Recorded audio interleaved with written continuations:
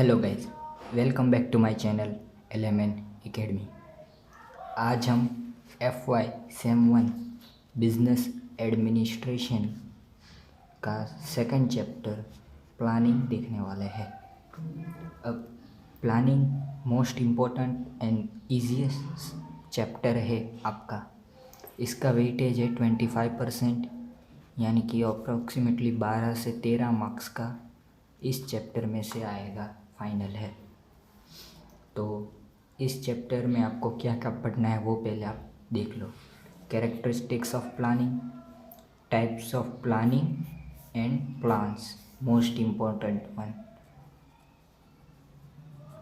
फिर इम्पोर्टेंस और advantages of planning, criticism of planning, strategic planning and difference between planning and strategic planning. आपकी book में दोनों chapter को अलग अलग दिखा है, प्लानिंग एंड स्ट्रेटेजिक प्लानिंग, पर हम पूरा चैप्टर एक साथ ही पढ़ेंगे, प्लानिंग एंड स्ट्रेटेजिक प्लानिंग। तो चलिए शुरू करते हैं डेफिनेशन से। What is the definition of planning, what is the meaning of planning. तो हम सिंपल समझेंगे कि प्लानिंग क्या है। अब ये डेफिनेशन जॉर्ज टेरी ने दी है, तो पढ़ते हैं। Planning is the selecting and relating of facts. अब पहले मैं डेफिनेशन पूरी पढ़ूंगा, फिर हम कट करके उसे याद कैसे रखना है वो देखेंगे। Planning is the selecting and relating of facts and using of assumption regarding future in the visualization of formulation of proposed activities believed necessary to achieve desired results। अब इतनी लंबी डेफिनेशन है, अब याद कैसे रखेंगे वो।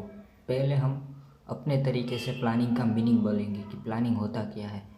अब हम देखेंगे कि अब हम प्लानिंग कर रहे हैं ट्रिप पे जाने का, और ट्रिप पे जाना है हमें मई में, और अभी चल रहा है मार्च।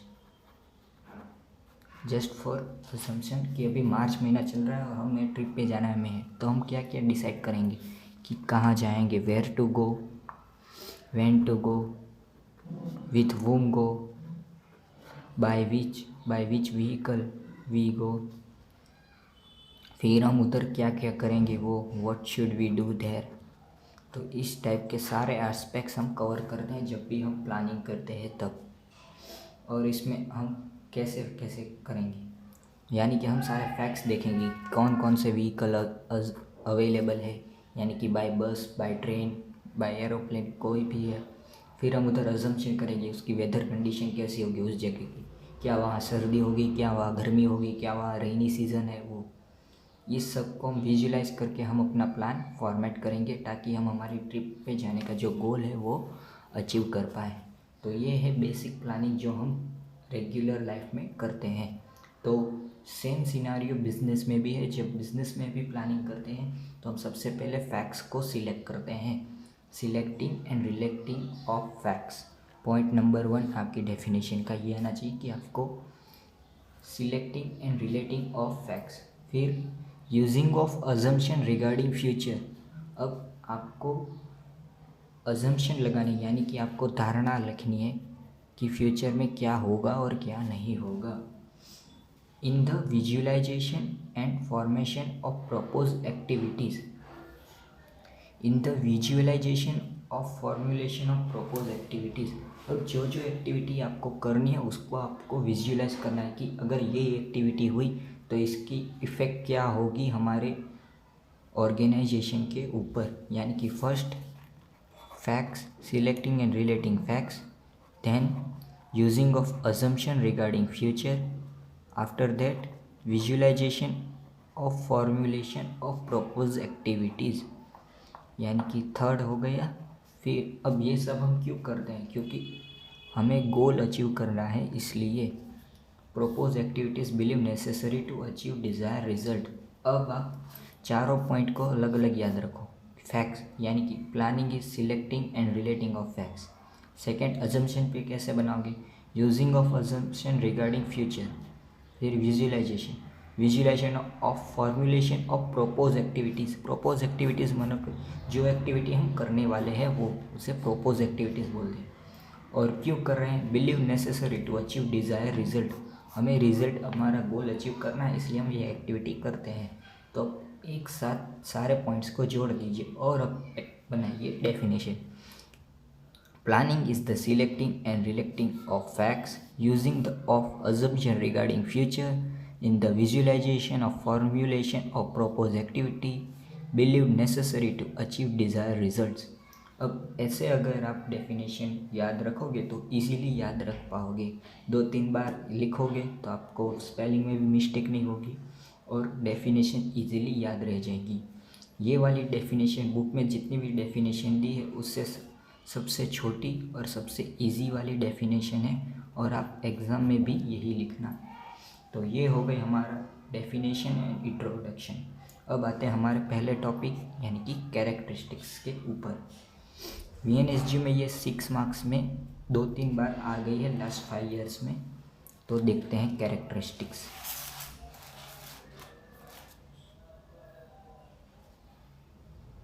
प्लानिंग इज़ ऑल परवेसिव हमारा पहला कैरेक्टरिस्टिक्स है। ये कैरेक्टरिस्टिक्स बहुत इजी है। ऑल परवेसिव यानी कि सभी जगह पे है, यानी कि वो कोई एक लिमिटेड नहीं है कि सिर्फ प्राइवेट सेक्टर में हो या फिर सिर्फ रिलीजन में हो या फिर सिर्फ पॉलिटिक्स में हो या ही सिर्फ एजुकेशन में हो या डेली लाइफ में हो, सभी जगह पे प्लानिंग है। इसीलिए प्लानिंग को ऑल परवेसिव कहते हैं। अगर इंग्लिश में आप जब लिखोगे planning is not limited to a single sector, it is available in every and each sector of the earth. Done, first characteristics done. Now next, planning is the primary functions of management. अब management के function क्या है आप सबको पता है। Planning है, organising है, स्टाफिंग है, कंट्रोलिंग है, POS DCORB जो डायरेक्टिंग है, बजटिंग है, ये सारे फंक्शंस हैं मैनेजमेंट के। उसमें से सबसे पहला फंक्शन है प्राइमरी, यानी कि planning is primary function of management. Now planning is the continuous process. अब ऐसा नहीं है कि आपने एक बार प्लान बना लिया, गोल अचीव कर लिया, दैट्स इट। बिजनेस तो कंटिन्यू होता रहेगा, नए प्लान आते रहेंगे, नए गोल्स आते रहेंगे, हम प्लान बनाते रहेंगे, गोल अचीव करते रहेंगे, प्लान बनाएंगे, गोल अचीव करेंगे। ये प्रोसेस कभी ख़त्म नहीं होगी, इसलिए planning is continuous process. Planning is conscious and intellectual activity. अब ये क्यों planning is conscious and intellectual यानी कि बौद्धिक, जिसमें विचार करना पड़ता है।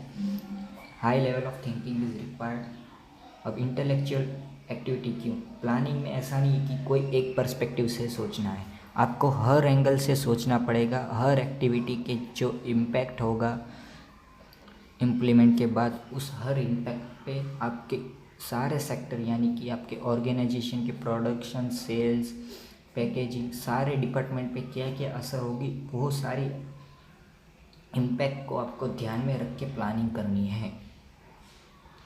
Planning is flexible. Why we can say planning is flexible? अब फ्लेक्सिबल का अपोजिट वर्ड होगा रिजिड। अब फ्लेक्सिबल मीन्स क्या कि हम उसमें चेंज कर सके। जैसे ही हमें मार्केट में कोई नया चेंज दिखे और हमें चेंज करना हो तो हम चेंज कर पाए, उसे फ्लेक्सिबल बोलेंगे।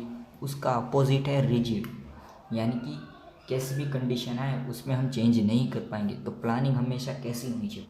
अब प्लानिंग तो हमेशा फ्लेक्सिबल ही होनी चाहिए। क्यों? क्योंकि फ्यूचर तो हमेशा अनसर्टेन है। ये वर्ड आप लिखोगे, फ्यूचर अनसर्टेन, कि फ्यूचर का हमें कुछ पता नहीं, क्योंकि कौन सी पॉलिसी, कौन सी टेक्नोलॉजी चेंज हो जाए और प्लानिंग हमारी पूरी की पूरी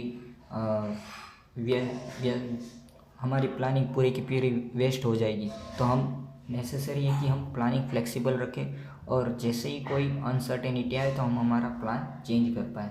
तो प्लानिंग हमेशा फ्लेक्सिबल होनी चाहिए, रिजिड नहीं होनी चाहिए। Now next point is forecasting is the essence of planning.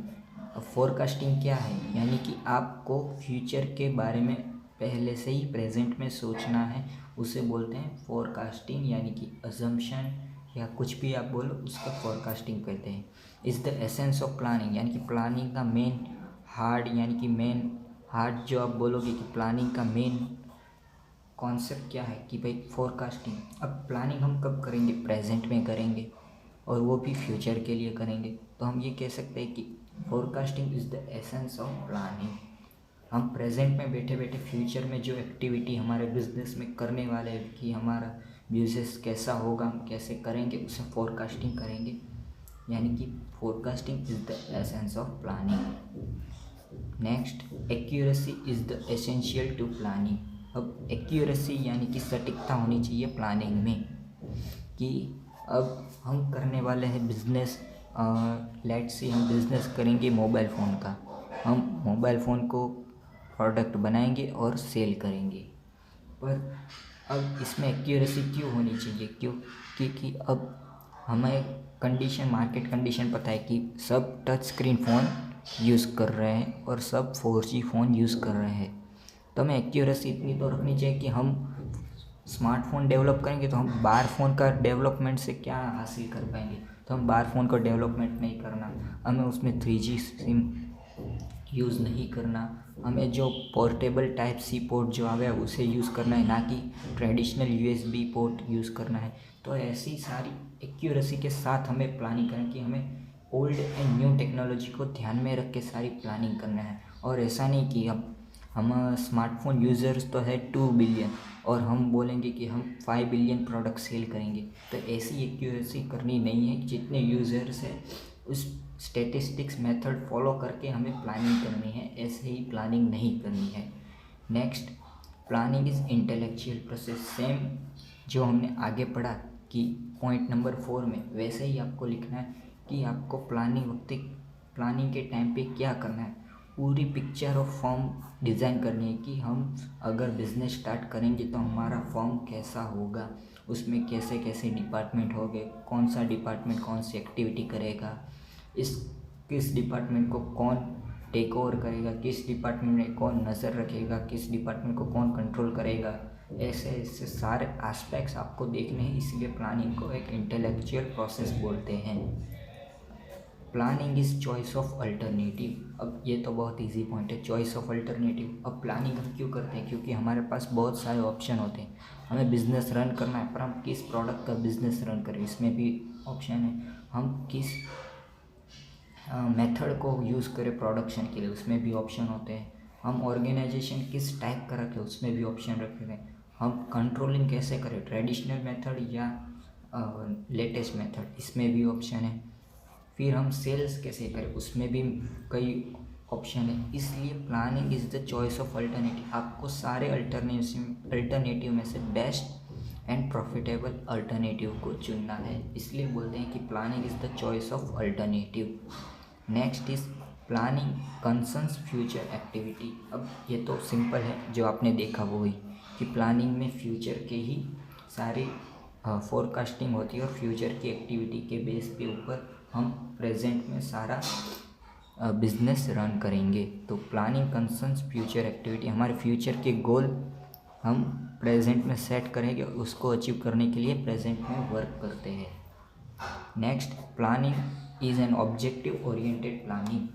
यानी कि प्लानिंग में हम ऑब्जेक्टिव ओरिएंटेड है। क्यों? क्योंकि प्लानिंग का बेस ही हमारे ऑर्गेनाइजेशन गोल को अचीव करना है।